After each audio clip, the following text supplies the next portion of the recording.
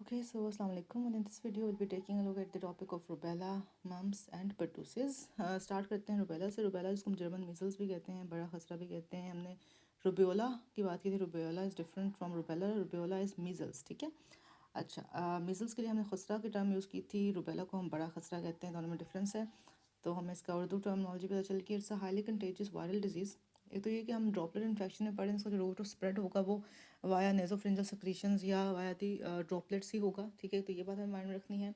Secondly ये कि इसके साथ एसोसिएटेड होती है बहुत important anomaly that is called its congenital rubella syndrome, जिसमें क्लासिक एक ट्रायल मिलता है सिम्टम्स का। कैटरेक्ट होता है, कॉन्जेनिटल कैटरेक्ट, कार्डिक मेलफॉर्मेशंस होती हैं, हेयरिंग लॉस होता है पेशेंट में, माइक्रोएन्सेफली होती है, इस तरह से, ठीक है। और it's a preventable disease. MMR vaccination होती है रूबेला के लिए।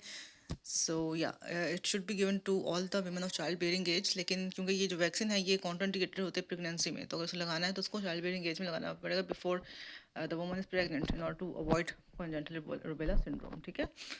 तो इसकी जो स्टेरॉइड है उसमें कैटरेक्ट है, कार्डिक एब्नॉर्मलिटीज़ में पेटेंट डक्टस आर्टियोसिस इंपॉर्टेंट है, डेफनेस है। तो कैटरेक्ट, डेफनेस एंड कार्डिक एब्नॉर्मलिटीज़, इसके अलावा इसमें रैश होती है जो कि जस्ट लाइक मीजल्स पहले फेस पर अपीयर होती है, फिर नेक पे जाती है, फिर ट्रंक पे जाती है।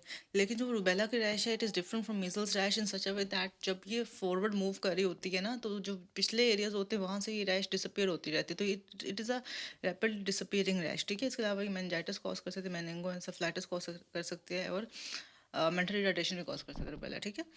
अच्छा, ज़्यादातर में रिस्क होता है चाइल्ड बेयरिंग एज की वुमन में, सो उनकी वैक्सीनेशन ज़रूरी है, या उन अगर पहले इन्फेक्शन हुआ हो तो वो जो प्रीवियस इन्फेक्शन भी लाइफ लॉन्ग इम्यूनिटी प्रोवाइड करती है।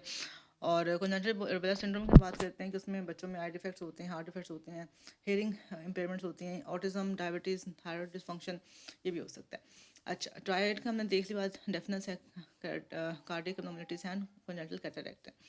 इसके अलावा intrauterine growth retardation, microcephaly, cerebral palsy, mental and motor retardation भी इसमें होती है। एजेंट इसमें रिस्पॉन्सिबल है that is the rubella virus, जो टोका वायरस फैमिली से बिलोंग करता है। RNA वायरस है, सोशल इन्फेक्शन वही है, क्लिनिकल या सब क्लिनिकल केसेस से लगता है, और मोस्टली बच्चों को इन्फेक्ट करता है 3 to 10 ईयर्स ऑफ एज, और लेट विंटर स्प्रिंग में से केसेस ज़्यादा आते हैं।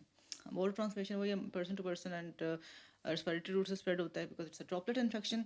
और इसके 3 स्टेजेस होते हैं, सॉरी इसके फेजेस होते हैं। First is prodromal phase. Prodromal phase में वही सारे कॉन्स्टिट्यूशन के सिम्टम्स मिलते हैं, fever, sore throat, runny nose, coryza and headache वगैरह। लिम्फेडिनोपैथी में हमें pre auricular, sorry post auricular और पोस्ट सर्वाइकल लिम्फ नोड्स की इन्लार्जमेंट मिलती है, और रैश होती है इसमें, अगेन मैकुलर रैश होती है, और face then to trunk then extremities पे जा रही होती है रैशेस की। तो दिस इज़ इम्पॉर्टेंट। यहाँ पे उन्होंने मैक्यूलर का वर्ड यूज़ किया, उन्होंने मैक्यूलर पेपिलर का वर्ड यूज़ नहीं किया। तो this should also be kept in mind. और ये बात याद रखने की ये रैपिडली डिसअपियरिंग रैश होती है एज़ कम्पेयर टू मीजल्स, ठीक है। तो ये बात हो गई है।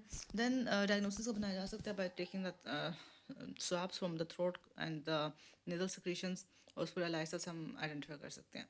प्रिवेंशन यही है कि इसकी ट्रांसमिशन रोका जाए, पेशेंट्स को आइसोलेट किया जाए, वैक्सीनेशन कर सकते हैं। RA23 MMR वैक्सीनेशन होती है इसकी, जो कि बच्चों को बिटवीन 12 to 18 मंथ्स लग सकती है, लेकिन 15 months is the ideal time.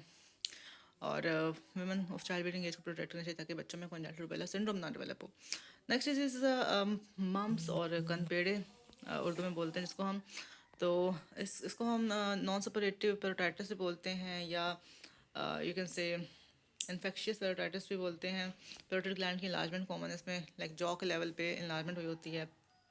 और जब भी किसी ड्रॉपलेट इन्फेक्शन के रिस्क फैक्टर्स पूछे जाएं तो उसमें 3 तो आप लाजम मेंशन कर सकते हैं कि ओवर क्राउडिंग, पुअर हाइजीन, और पुअर हाउसिंग, ठीक है। ये आप लिख सकते हैं, ये तीनों जो आप किसी में भी लिख सकते हैं, ठीक है। किसी भी डिजीज़ में आपसे पूछा जाएगा कि रिस्क फैक्टर्स क्या हैं इसके, तो ये तो एजेंट से एक्सपोजर होना चाहिए। देन चूँकि बच्चों की डिजीज़ है तो बच्चों में पुअर न्यूट्रिशन का होना वो भी इंक्रीज़ करते हैं चांसेस ऑफ गेटिंग इन्फेक्शन, ठीक है।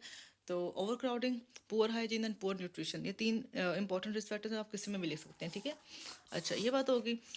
बाकी इसमें puffy cheeks and tender swollen jaw मिलता है, और इसके अलावा और जो कंप्लेंट होती है ये कि swollen of glands in front of the years और जॉ, फीवर है, हेडेक है, मसल एचेस एंड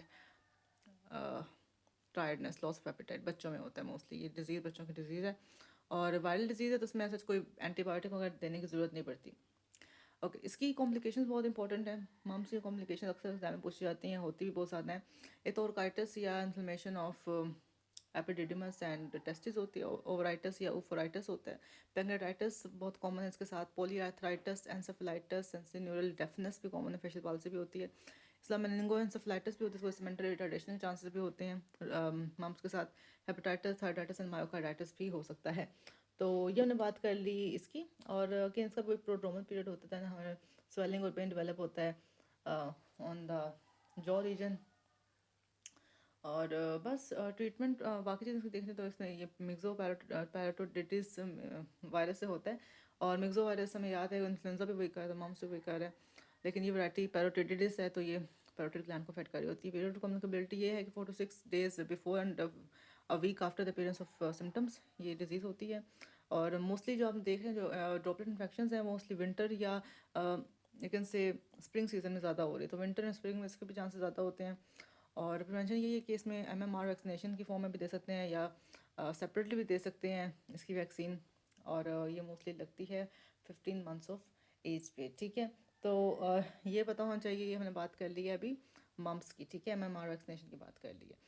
अच्छा, देन कंट्रोल यही है कि हम जो केसेस उनको सेपरेट करें, आइसोलेट करें, और उनके जो नेज़ोफेरिंजियल सिक्रेशन उनको डिसइंफेक्ट करें, और हायर अथॉरिटीज़ को मतलब बताएं, क्योंकि ये एक कंटेजियस डिजीज़ है, ठीक है। Next disease is whooping cough pertussis, इसको हम काली खांसी कहते हैं। इसके अलावा जो TB की डिजीज़ होने पड़ती है उसको तपदक कहते हैं। और इसके अलावा हमने जो एक और बड़े मेनिंजाइटिस, मेनिंगोकोकल मेनिंजाइटिस को हम गर्दन तोड़ बुखार कहते हैं। तो मैंने आपको सारे इन्फेक्शन डिजीज़ के उर्दू में नाम भी बता दिए हैं। परटूसिस या वूपिंग कफ या काली खांसी के बाद अगेन इन्फेक्शियस डिजीज़ है, बच्चों में होती है। स्टार्ट तो होती है एज माइल्ड फीवर, उसके बाद फिर इरिटेटिंग कफ शुरू होती है। पहले रात में होती है ऐसी कफ, इरिटेटिंग बहुत ज़्यादा ज़ोर से कफ होती है, प्रोक्सिज्म्स में होती है। और दिन के टाइम में डायर्नल पैटर्न में भी शुरू हो जाती है। अच्छा, इसलिए वूपिंग कफ इसलिए कहते हैं क्योंकि बच्चे बहुत ज़्यादा खांसते हैं, उसके बाद ना वो एक क्रो लाइक इनहेलेशन करते हैं, लाइक ऐसे मतलब सांस अंदर तरफ लेते हैं, उसको कहते हैं वूप। तो इसलिए इसके लिए टर्म यूज़ होता है वूपिंग कफ का। और चाइनीज़ इसको 100-day कफ भी कहते हैं। तो एग्जाम में या फिर वाइवा में पूछा जा सकता है कि व्हाट इज़ 100-day कफ, तो 100-day कफ हम वूपिंग कफ या परटूसिस के लिए यूज़ करते हैं। और एक और चीज़, हमने पीछे बात की, इन्फ्लुएंजा की बात की है हमने, मम्स की बात की है हमने, रुबेला की बात की, ये सब वायरल डिजीज़ थी।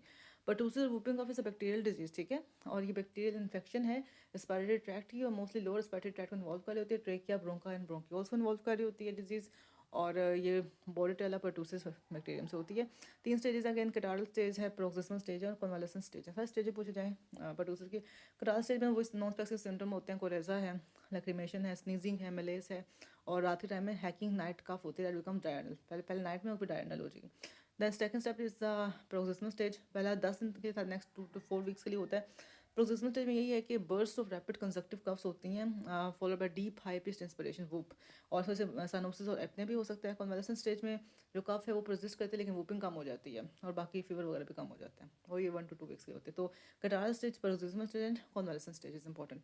कॉम्प्लिकेशंस परटूसिस की हो सकती है, क्योंकि एक तो ये कि लोअर रेस्पिरेटरी ट्रैक्ट इन्फेक्शन, तो ब्रोंकाइटिस, ब्रोंकोनिमोनिया, ब्रोंकोक्टेसिस, मतलब ब्रोंकाइटिस रिलेटेड डिजीज हो सकती हैं। और क्योंकि बहुत ज़्यादा ज़ोर से हाई प्रेशर कफ होती है, इस वजह से एपिस्टेक्सिस भी हो सकता है, हेमोप्टिसिस भी हो सकता है, सबकॉन्जंटाइवल हेमरेज भी हो सकते हैं, पंक्टेड सेरेब्रल हेमरेजेस भी हो सकते हैं, ठीक है। कन्वल्जन और कोमा भी हो सकता है, इस वजह से this is also important. Agent वही बोरेटेला परटूसिस है या बोरेटेला पैरापर्टूसिस है। और बाकी ये हाई सेकेंडरी अटैक रेट है। और इन्फेक्टिव स्टेज होती है कटाल स्टेज, जिसमें नेजल सेक्रेशन ज़्यादा होती है, स्नीजिंग होती है, उस पेशेंट में लैक्रिमेशन होती है, ठीक है। होस्ट फैक्टर्स यही है कि इंसिडेंस एंड फर्टिलिटी हायर है फीमेल चिल्ड्रन में, ठीक है, ये बात याद रखती हैं परटूसिस केस में, ठीक है। और सिंस बर्थ ही पेशेंट सस्टेबल होते हैं। और परटूसिस में हम DPT वैक्सीनेशन के फॉर्म में पहले देते थे, अब हम इसको पेंटावलेंट वैक्सीनेशन के फॉर्म में देते हैं 6 वीक्स, 10 वीक्स एंड 14 वीक्स की एज में, ठीक है। और ज़्यादा ये भी अगेन बाकी ड्रॉपलेट इन्फेक्शन था, ये भी इंटर स्प्रिंग में ज़्यादा होता है। और बस ये इंपॉर्टेंट बातें, बाकी अर्ली डायग्नोसिस किया जाए, आइसोलेशन किया जाए, डिसइंफेक्शन किया जाए उसके डिस्चार्जेस की from the throat and nose. बाकी जो ड्रग ऑफ चॉइस है, हमने जो ड्रग ऑफ चॉइस पढ़ी थी for meningitis, that was penicillin. The drug of choice for pertussis, that is erythromycin. Erythromycin को याद रखना है, ठीक है। इसके अलावा एम्पिसिलिन भी दे सकते हैं, सेप्ट्रॉन भी दे सकते हैं, टेट्रासाइक्लिन भी दे सकते हैं। प्रोफिलेक्टिकली भी देना है हमने उनके हाउस होल्ड कॉन्टैक्ट्स को फॉर 10 days, अगेन हाउस में भी यही देंगे, एरिथ्रोमाइसिन देंगे। और हमने पहले DPT लगाए जाते थे, लेकिन अब ये पेंटावलेंट वैक्सीनेशन की फॉर्म में आती है। एट 6 सॉरी हाँ at 6 weeks 10 weeks and 14 weeks. और इम्यूनोग्लोबुलिन ऐसा इतनी कोई इसके लिए हेल्पफुल नहीं रही। तो या that is all about this these diseases. Thank you so much for watching. Allah Hafiz. Take care of yourself.